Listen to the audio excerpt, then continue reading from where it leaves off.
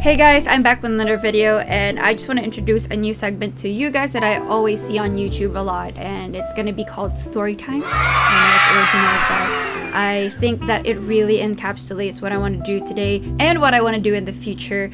I just want to sit down in the corner of my studio and just share stuff with you. Today, I just want to talk to you guys about my musical influences. I think I don't really talk about that too much. I listen to a lot of female artists. I think it's because I am a female and I identify with them the most. So I discovered a lot of the music that I listened to when I was in high school up until today from those explorations of LimeWire and YouTube. I've gone ahead and made like a feature wall of my musical influences in my office because I want to see them all the time, and it just reminds me of the power of words and the influence that these women have had over me in the past years that I've known them. The first woman that I want to introduce is Imogen Heap. If you have read any of my interviews or have spoken to me and asked me about my major musical influences, Imogen Heap would be at the top of that list. I discovered Imogen Heap because I watched The Chronicles of Narnia in the movie theater. Her song, Can't Take It In, is the end credit song. And when I heard that in the theater, I didn't want to get out. I just wanted to stay inside and soak up the music because it was so beautiful. It enveloped me in this most magical way. And when I got home, I just searched for the song that was playing and the artist behind it, and I discovered Imogen Heap. What I love about her is her humor and her candid demeanor. I recently got the opportunity to talk to her and meet her and watch her live in New York. That was actually the reason why I flew to New York last month in May. I love her passion for technology and human connection and connecting the music industry in ways that haven't been really explored before. She is a pioneer for innovation. She has this Mimu gloves that she conceptualized. She worked with a bunch of MIT people to engineer the gloves that she has envisioned, wherein every movement would correspond to a certain effect in her music. Like for example, she would close her fist and she would be able to harmonize. Also, she's super funny and super relaxed live. Like whenever she would make mistakes or not reach this certain note, she would not make a big fuss about it. She would just continue playing and enjoying and would not even apologize for it. And I really respect that level of comfort in her art and that she was so comfortable with her audience. My favorite songs from her is, of course, Can't Take It In, the very first song that I fell in love with. And it remains to be my all-time favorite song in the entire world. Of course, Hide and Seek, I think, is her most popular song. When I was starting out, I would cover it a lot with my looper.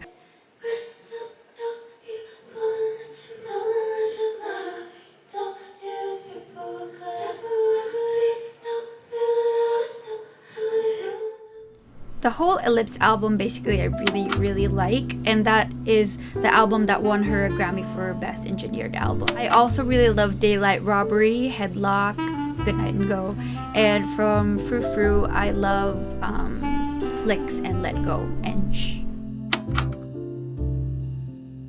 Regina Spektor, this girl is genius and she's just so delightfully weird and I really love it. I don't know the precise moment when I discovered her. I think she was just always ubiquitous. Like her music is being heard every now and then on the radio. That's like a pun. But I think I paid more attention to her because my cousin played a lot of her music when we went on a road trip to Vigan and La Union. And I listened to her music a lot when I was doing my thesis in college back in 2011. So she was my soundtrack when I was working on my graphic design thesis. What I love about her is her wide array of styles in her music. She's classically trained, but when you listen to her music, it's hard to really pick out the commonalities because her style varies so differently. Her ability to write songs about anything and everything is so amazing to me. She taught me that it's okay to write songs about really tiny, negligible things, and that sort of sensibility continues to shape me as a songwriter. Favorite songs would be Laughing With. When people ask me what song I wish I wrote, I would always say Laughing With or Stop This Train by John Mayer. The whole Far album is, in my opinion, her best. I also love Oedipus, Eat, Blue Lips. Us I cover a lot. Bobbing for Apples, Plastic Jesus.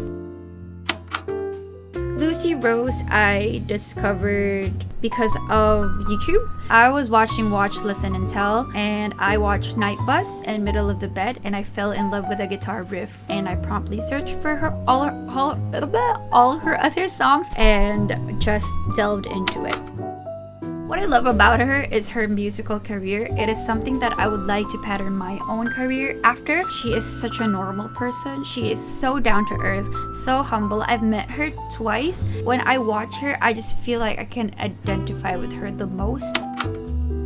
My favorite songs of hers would be First, and I always request that live when I watch her, but she has never played it when I'm watching, so sucks. I also love Nebraska, I Can't Change It All, and Night Bus.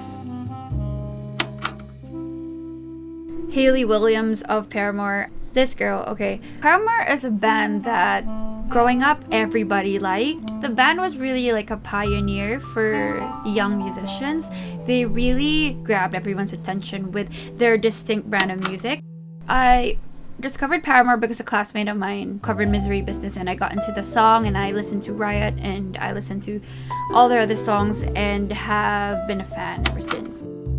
Her power and her stage presence. If you've ever watched Paramore live, or if you haven't and you've watched YouTube videos of them live, you would know how powerful she is, how commanding she is on stage. She has relentless energy. Their songs are so hard to sing. Her range is so crazy, but she would deliver them effortlessly, and she would be jumping around and just like really engaging with the crowd, and I love how she connects with the audience. She made me realize that it's possible for women to have a career in music without having to compromise your individuality and your uniqueness.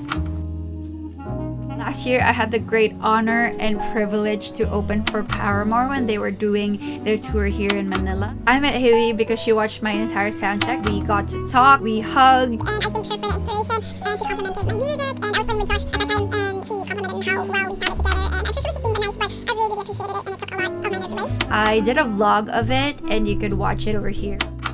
There are a lot. Hallelujah, Pressure, Conspiracy, Cool, Last Hope, a Rose-Colored Boy from their newer stuff.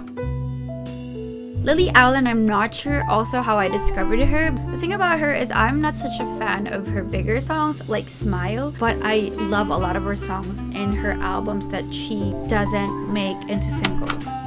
The thing that I love about her is her sass and her crassness. She has this tongue-in-cheek brand of humor that I really respect, and it's hard when you're writing pop music. Everything is wonderful. Silver Spoon, Nan, You're a Window Shopper, which I think is like a remix. Knock 'Em Out, Hot Air Balloon, which I know a lot of people don't like. I think even Lily herself, she doesn't like that song. Lily Allen gave me permission to write Grammar Nazi because she would also rap in her songs, and she was like my inspiration for that kind of vibe that I had with Grammar Nazi, so she really directly influenced my songwriting. Kate Nash. I discovered her through another random LimeWire trip. When you listen to her, it's just like she's telling you a story of how her day went. But unfortunately, I am not into her newer stuff that much, but she is now like a successful actress, so good for her. Birds, Very Happy, Early Christmas Present, We Get On. Kate Walsh is another product of my LimeWire rabbit hole. My favorite thing about her is her gentleness. She really calms me down in her music. I swear to you, up until now, when I'm feeling stressed or when I'm feeling sad or when I'm feeling overwhelmed, I would play her album. She would calm me down, no fail. Favorite songs from hers would be Is This It? That's like the top song that I would listen to. I love Goldfish, Fireworks, 1000 Bees, Your Song, Tonight. Katie Tunstall. I watched her live recently in New York, and I brought my mom with me. I discovered her because of American Idol. I think Catherine McPhee covered Black Horse in the Cherry Tree, and I think that was the first encounter. She was the first person who got me into live looping. I would watch videos over and over of her doing live looping of Black Horse in the Cherry Tree and Want You Back by Jackson 5, and I would learn from her. I got my very first loop pedal because of her. She was so charismatic live. She had, I think, 5 or 6 guitars on rotation, and it was just her and her drummer during that time. Still, they sounded so full. Fun fact, I did like an audition for a commercial. That was my first and last time that I ever did it. Anyway, it was like a singing role, and I sang Stopping the Love by KT Tunstall. That is also one of my favorite songs. Suddenly I See, Other Side of the World, Heel Over. I didn't get to have a picture with KT because I was with my mom, but I was standing directly in front of her. I was at the very front of the stage. Gabrielle Aplin is one of those girls that I discovered from YouTube. She taught me that it's possible for normal people like me to write good songs and be a musician and be a legitimate singer-songwriter. And I watched her from when she was doing her webcam cover videos to when she first got her record deal and when she did her EP. This year, I met her because of Wonderland, this music festival that I played at, where she also played at. And she was the sweetest. I gave her my album and my EP and some gifts, and we chatted a lot about our love for Japanese culture, and it was such a pleasure seeing her career flourish. And now she has her own record label and she's helping other artists shine as well. My favorite songs would be Home, Coming Home, Sweet Nothing. I really love that. I know she didn't write that song, but I really love that. Light Up the Dark, Salvation, Waking Up Slow, Night Bus. She also has a song called Night Bus, just like Lucy Rose, and I also love that song. And Miss You. I love a lot of her songs. And of course, my girl Taylor Swift. I'm wearing a 1989 sweatshirt right now. She is no question the most famous female artist in this list of influences that I have. How I discovered Taylor, a guy friend actually linked me Our Song by Taylor Swift back when we were still using Yahoo Messenger, so this was a long time ago. I was listening to her back when I didn't even know for sure when the person next to me knew who she was. What I love about her is her intellect. It really shows whenever you watch her interviews. She's also so unbelievably charming, and her generosity is also something that I look up to. She gives back a lot to the community. She also speaks up a lot about the causes that she cares about, like the time when she held off her music from Spotify because she didn't think that Spotify paid artists enough, and when she wrote an open letter to Apple Music asking for artists to get paid. I also admire her closeness to her fans, her business sense, just how sure she is of herself, and the amount of control that she has over her career.